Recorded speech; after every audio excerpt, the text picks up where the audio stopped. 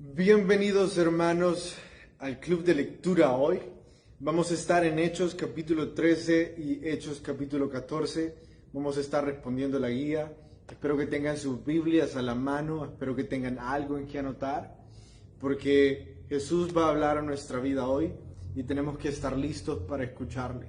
Tenemos que estar listos para recordar todo lo que Jesús va a hablarnos y practicarlo durante toda la semana, durante el fin de semana, durante toda nuestra vida. Bueno, quería enviar un saludo, vi a algunas personas ahí que ya estaban conectadas, perdonen si no vi a los demás, no tengo a alguien que me ayude con los comentarios, vi a la hermana Blanca Faz, bienvenida hermana, yo sé que usted siempre está ahí, también vi a la hermana Sonia Hernández, una buena amiga, y también vi al hermano José Tosta. Bienvenidos a todos los demás que también a lo mejor no han comentado y no dije sus nombres, pero qué bueno que están con nosotros. Vamos a empezar a estudiar la Biblia, pero ¿les parece si oramos? Jesús, hemos venido ante ti porque te necesitamos, porque reconocemos que en ti encontramos paz y en ti encontramos gozo, en ti encontramos una nueva vida. Jesús, te pido de que nos des nuevas oportunidades para conocerte y que esta noche esto sea una nueva oportunidad para conocerte. En tu nombre, amén. Bueno, vamos a empezar con la pregunta número 1 y dice así: diferencias entre profetas y maestros en Antioquía. En el verso 1 de Hechos dice de la siguiente forma, Hechos capítulo 13. Dice, había entonces en la iglesia que está en Antioquía profetas y maestros, y empieza a mencionar el nombre de algunos. Entonces la pregunta va referida a que dice que en Antioquía había profetas y había maestros. Ahora, ¿cuáles son las diferencias entre los profetas y maestros? Los profetas en ese momento tenían un llamado muy especial por el tiempo en el que estaban surgiendo esos dones. Nosotros cuando leemos Hechos estamos hablando sobre el tiempo en el que el Evangelio de Cristo se estaba empezando a reproducir. Por lo tanto, el Espíritu Santo había otorgado una serie de dones temporales, especialmente para ese periodo de tiempo, que no se mantuvieron a través de la historia de la misma forma en la que se manifestaron en ese momento. La cantidad de milagros de sanidad, la cantidad de profecías y revelaciones que se vivieron en el tiempo de la tierra, de la iglesia primitiva, es mayor al que hemos recibido en cualquier otro tiempo. No significa que ya no veamos estos dones, solo significa que en ese periodo de la historia de la iglesia, el Espíritu Santo utilizaba esos dones para confirmar y para acuerpar el llamado espiritual sobre los apóstoles y sobre los discípulos, sobre las personas que habían recibido a Cristo. Como eran los primeros en reproducir el Evangelio, el Espíritu Santo utilizaba lo que teológicamente le llamamos como dones temporales para confirmar la aceptación y el acuerpado espiritual sobre ellos. ¿A qué me refiero? Pedro y Juan hacían milagros por montones, incluso con su sombra. El mismo Espíritu Santo que habita en Pedro y Juan habita en nosotros. El mismo poder habita en nosotros. Pero en ese momento la confirmación que el Espíritu Santo les estaba dando a ellos era a través de milagros. Esos milagros anunciaban al mundo la confirmación del Espíritu Santo sobre la vida de ellos. Ahora, en nuestros días, que ya no son los días de los dones temporales, sino que son los dones eclesiásticos, los dones de edificación y evangelismo, ya no se tienen esos dones. o ya no se tienen de la misma forma. Sí existen aún los dones de sanidad, sí existen aún de profecía, pero no como existieron en la iglesia primitiva, no con la recurrencia, no con la popularidad que existían. Y entonces, los que practican ese tipo de dones hoy en día, ¿son ciertos o no son ciertos?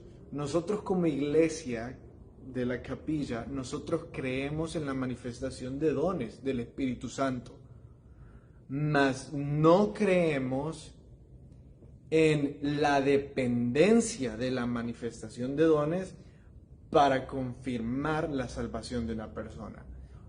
Para nosotros, la confirmación de salvación de una persona es una vida transformada. O sea, la prueba de que alguien es salvo es que es transformado, no que tiene dones.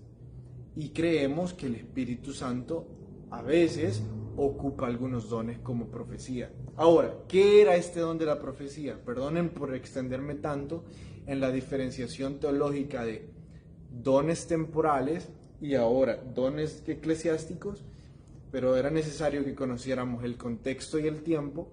Ahora déjenme explicarles de qué trataba ese don de la profecía en ese momento. Literalmente eran visiones prácticas, no doctrinales, jamás doctrinales, sino prácticas sobre lo que los discípulos estaban siendo guiados por el Espíritu Santo para hacer.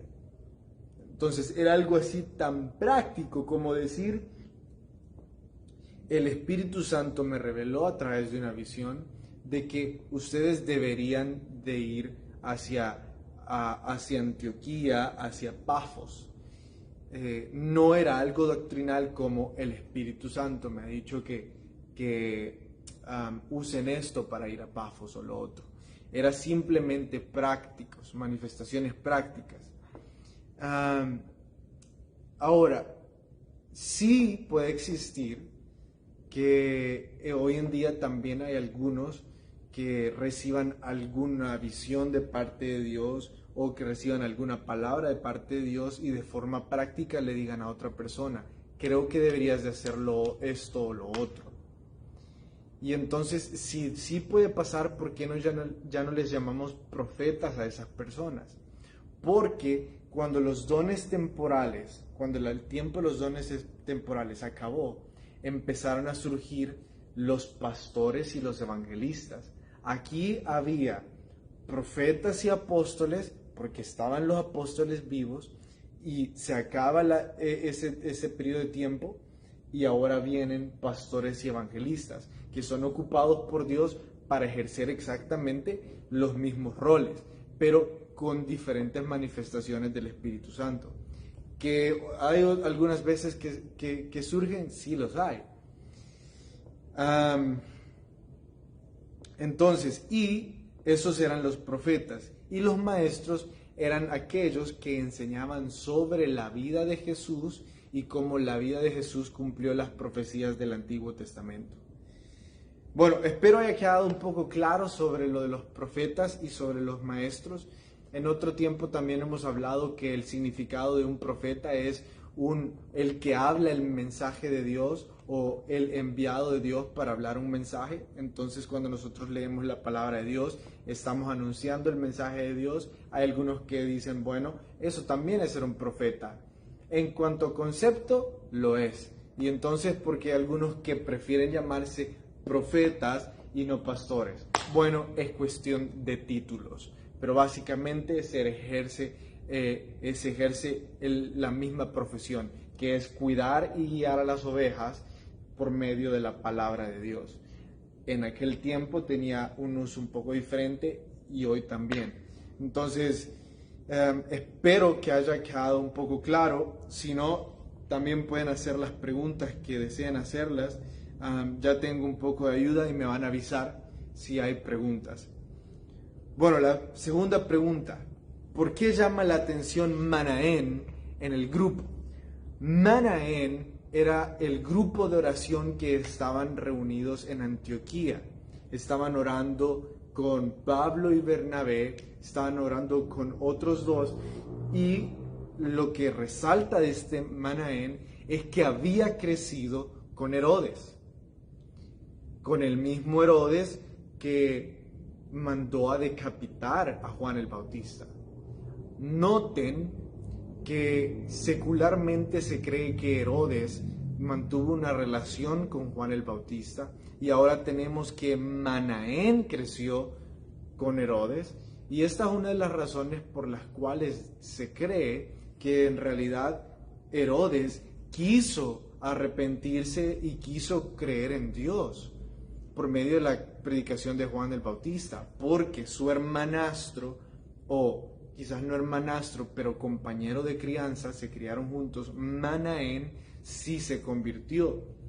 Entonces dicen, aquí tenemos los dos lados. Herodes tuvo la oportunidad de escuchar la predicación de Juan el Bautista, de Jesús, y no se convirtió, mientras que Manaén sí se convirtió. Los dos tuvieron las mismas posibilidades. ¿Por qué Herodes no se convirtió? Debemos de recordar que lo que Juan el Bautista le dijo, que debía de arrepentirse, era de estarse acostando con la esposa de su hermano. Y ustedes saben el resto de la historia. ¿Qué era un procónsul? ¿Por qué su interés en oír del Señor y qué aprendemos de esto? Nosotros encontramos en el verso 7 que cuando llegan, dice, los apóstoles predican en Chipre. Ellos entonces, enviados por el Espíritu Santo, descendieron a Seleucia y de allí navegaron a Chipre. Y llegados a Salamina, anunciaban la palabra de Dios en las sinagogas de los judíos. Tenían también a Juan Marcos con ellos de ayudante. Y habiendo atravesado toda la isla hasta Pafos, hallaron a cierto mago, falso profeta, judío, llamado Bar Jesús, que estaba con el procónsul Sergio Paulo, varón prudente. Ellos recorren toda esa área hasta llegar a Pafos y empiezan a tener esta conexión o esta amistad con el procónsul. Ahora, ¿qué es un procónsul? En aquel momento se tenían los puestos de magistrados.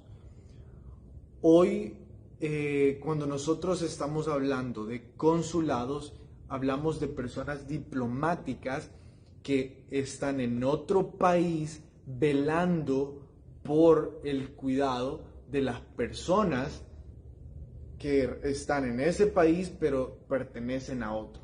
Entonces, para nosotros, el consulado salvadoreño en Guatemala son los responsables por velar del cuidado de los salvadoreños en Guatemala. Eso es el trabajo de un consulado hoy en día. Ahora, el trabajo de un consulado romano era muy diferente. El consulado romano era más administrativo que diplomático. Los cónsules romanos se encargaban de ejercer un puesto como lo que hoy en día nosotros conoceríamos como un alcalde, y eran cada 2 años elegidos. Y existían exactamente 2 puestos. Existía el puesto de cónsul y procónsul. A ellos se les llamaban magistrados, que por el significado griego de la palabra eran los que se encargaban de dirigir y administrar la ciudad. Entonces, básicamente eran los alcaldes. Ahora, existía un cónsul que era el jefe de los procónsules. Simplemente estaba arriba. Y el procónsul era algo así como el alcalde. ¿Por qué era importante que estaban hablando con él? Porque si el procónsul, si el alcalde se convertía a Cristo, entonces desde la oficina de gobierno se iba a apoyar al evangelio. Miren lo importante que esto es. La iglesia de Santiago de María durante un tiempo estuvo siendo apoyada por una administración que, gracias a Dios, le donaron a nuestra iglesia el poder ocupar por cierto número de años el ex rastro municipal. Entonces dijeron, miren, ahí está el rastro municipal, si ustedes lo remodelan, si ustedes lo cuidan, pueden usarlo por esta cantidad de años. Hubo un cambio de administración y todos estábamos preocupados porque no sabíamos si esta nueva administración iba a apoyarnos, iba a apoyar el Evangelio e iba a decir, bueno, esto es propiedad de la alcaldía, regrésenlo. Estábamos muy preocupados y escuchamos de que de repente la administración nos mandó a llamar y en realidad era para seguirnos apoyando. En realidad fue para decir, bueno, vamos a seguirlos apoyando. Cuando nosotros estamos hablando de que el Estado apoye a la iglesia, estamos hablando de esos pequeños detalles que permiten que el Evangelio se siga reproduciendo. No estamos hablando de una unión política de Estado y religión en la que se comparten poderes. No estamos hablando de que Pablo y Bernabé estaban buscando unir al Estado y a la religión.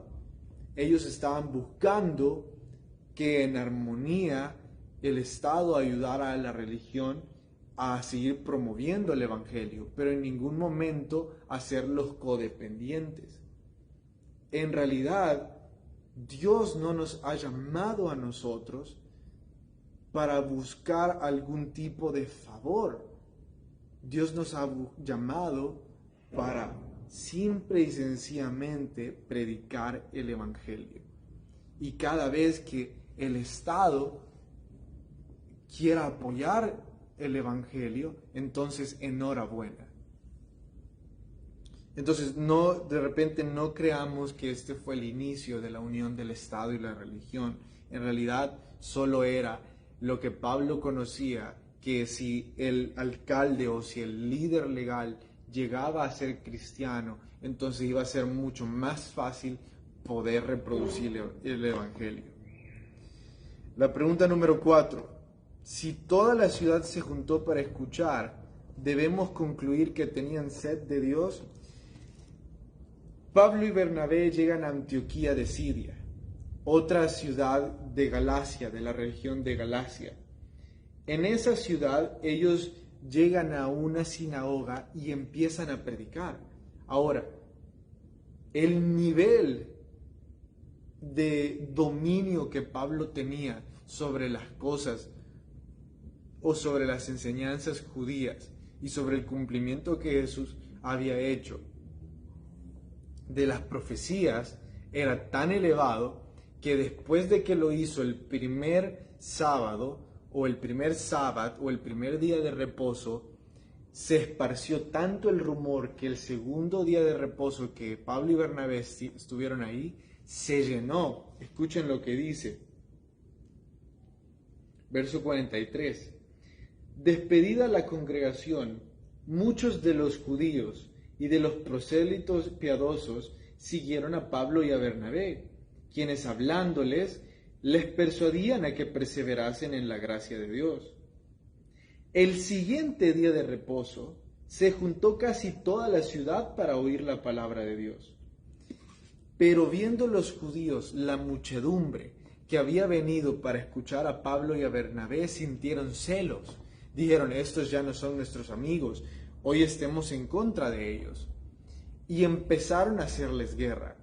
Entonces Pablo y Bernabé dicen, ya que ustedes nos van a hacer la guerra, nos vamos a dedicar a predicarles a los gentiles. Los gentiles, al escuchar que Jesús los amaba y que eran tan bienvenidos en el Evangelio como cualquier otro judío, se llenaban de gozo, porque durante mucho tiempo se les había predicado que por ser gentiles eran menor que los judíos, que no eran tan especiales como los judíos, pero el Evangelio de Cristo hacía sentir especiales a todos los que escuchaban tales predicaciones.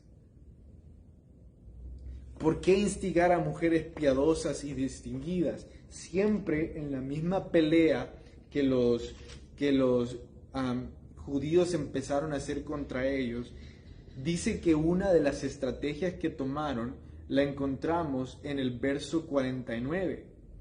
Y la palabra del Señor se difundía por toda aquella provincia. Pero los judíos instigaron a mujeres piadosas y distinguidas y a los principales de la ciudad. ¿Qué son esas mujeres piadosas y distinguidas?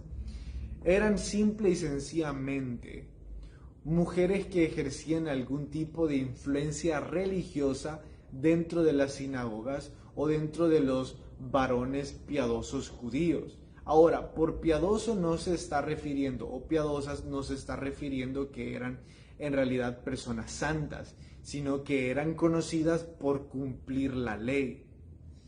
¿Por qué estas personas, siendo tan piadosas, cumpliendo la ley, fallaban en reconocer a Jesús como su Salvador? Porque la predicación del Evangelio les quitaba títulos y les quitaba poder, les quitaba la probabilidad de ser llamadas mujeres distinguidas, porque el Evangelio, lejos de elevar a algunos en puestos y títulos, los hace equivalentes y nos llama a todos un mismo cuerpo y nos pone en una regla diciendo: somos todos hijos de Dios, iguales delante de sus ojos, y nadie debería de decirse mejor que otro, nadie debería de ocupar un puesto o un título para decir que vale más o vale menos. Entonces esas mujeres, al escuchar un evangelio como ese, decían: yo no quiero ser considerado igual que ellas, yo quiero mantener mi puesto de poder. Y por eso es que arremetían contra Pablo y Bernabé. ¿Qué es hablar con denuedo? Aquí terminamos. Hablar con denuedo es hablar con muchísima pasión. Y nosotros vemos que Pablo y Bernabé, cada vez que eran perseguidos, cada vez que eran encarcelados, cada vez que las personas tramaban cosas contra ellos, lejos de menguar su deseo de predicar el Evangelio, aumentaban en su deseo por hacerlo. ¿Por qué? Hermanos, una persona libre de la religión predica con denuedo a Cristo. Porque, hermanos, predicar una religión es difícil. Si ustedes sienten vergüenza al predicar la religión, yo les comprendo. La religión está llena de condenas, está llena de reglas, está llena de legalismos. Predicar de una iglesia también es difícil porque las iglesias están llenas de tantos errores. Invitar a las personas a escuchar a un pastor es terrible, es aún más difícil. Yo creo que habemos muchos que hemos caído en el fanatismo. Y como esas mujeres piadosas que acabamos de leer, o como ese Bar Jesús, o como esos judíos religiosos, yo pienso que hay algunos que nos hemos vuelto fanáticos, que tenemos nuestra fe puesta en la religión, en los pastores o en la iglesia, y no nuestra fe en Cristo. Hermanos, una de las pruebas de que tenemos nuestra fe en Cristo es que nos sentimos con la libertad de predicar de Cristo con denuedo. Es que no sentimos miedo. Es que no sentimos vergüenza, no sentimos pena, no sentimos incapacidad, sino que sentimos pasión. ¿Por qué? Porque nos damos cuenta de lo que Jesús es. Jesús es el Padre que muchos no tuvieron. Jesús es el amigo que muchos desean. Jesús es el doctor que va a traer sanidad no solo de cuerpo, sino también de corazón. Jesús es el que redime las familias que han sido resquebrajadas. Jesús es el que limpia los pecados. Jesús es el que sana las heridas de la niñez de muchos. Jesús es amor. Jesús es esa persona llena de perdón para todos. Entonces, cuando nosotros nos ponemos a pensar todo lo que Jesús es, llegamos a la conclusión, no puedo tener miedo de predicar a Jesús. No puedo tener pena de predicar a Jesús. No me puedo sentir incapaz de predicar de Jesús porque Jesús es amor. Por eso tengo denuedo, por eso me lleno de pasión. Porque hablo de Jesús. Ahora les comprendo si no sienten pasión de hacerlo. Realmente no hay pasión en hablar de una religión, de una iglesia o de un pastor. Pero sí al hablar de Jesús. Hermanos, inténtenlo. Y se van a dar cuenta del denuedo que empieza a salir de nuestros corazones cuando hablamos de Jesús. Pase una muy buena noche, iglesia. Nos vemos el lunes a la misma hora y también en la misma página de Facebook.